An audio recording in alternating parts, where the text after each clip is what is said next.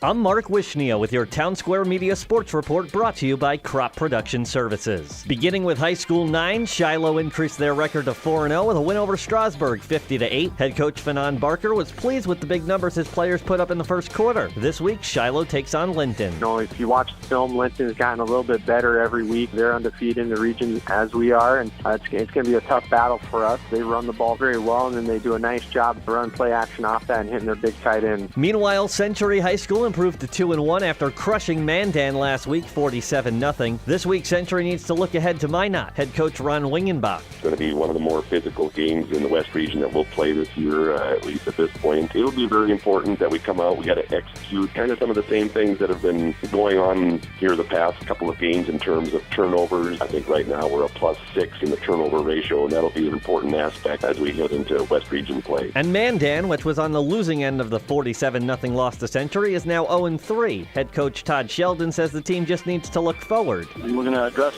problems, and we're going to fix them to the best of our ability, and we're going to go forward from there. We also institute a 24-hour rule, so you get 24 hours to worry about losses, and then it's back to work and trying to get better. This week, Mandan takes on Dickinson. Sheldon says they'll need to employ a physical run game and a fast-paced pass game. St. Mary's is 3-0 following a 38-13 victory over Beulah last week. Head coach Dan Smraker was pleased with his team's physical and disciplined play. This Saturday, St. Mary's travels to Turtle Mountain. I think the challenge for us this week is to make sure that we prepare well and our kids understand that they still need to practice hard, and we got to go to their place. It's a Saturday. It's a different day than we're used to playing. And the last battle this week takes place between Legacy and Bismarck. Both teams are 3-0 coming into the game. Legacy defeated Williston last week 20-0. Legacy head coach Chris Clements knows what he's up against this week, though, taking on Bismarck. For as long as you can remember back, Bismarck is one of the premier teams in the state, and we expect them to come in with a very tough ground game, and it'll be a good test for us to see where we're at. And Bismarck is coming off a 29-21 win in Dickinson. Despite the win, Bismarck was up in the game 29-7 at one point, and head coach Mark Gibson put it frankly, saying that the team relaxed. He stressed that his team needs to play hard for 4 quarters, especially against a Legacy team that has played together for so long. Well, I think the one thing about Legacy is they've been together now for 5 years. Those guys, they've been practicing with the same staff and players. That's a huge advantage they have going into the season. In college, NDSU for the second time this year went to overtime at the Fargo Dome. The Bison held off Eastern Washington 50-44. They improved to 2-0. This week they travel to Iowa to take on the Iowa Hawkeyes in Kinnick Stadium. The UND Fighting Hawks dropped to 0-2 after being edged by Bowling Green 27-26. UND failed to convert a 2-point conversion with 13 seconds left in the game. And in pro football, Minnesota beat Tennessee 25-16, and Green Bay defeated Jacksonville 27-23. In Philadelphia, Carson Wentz made his regular season debut, which resulted in a 29-10 victory over Cleveland, and 2 touchdown passes. Here's how Carson Wentz's first touchdown pass of his career sounded, courtesy of Merrill Reese on Sports Radio 94 WIP in Philadelphia. Wentz takes the snap.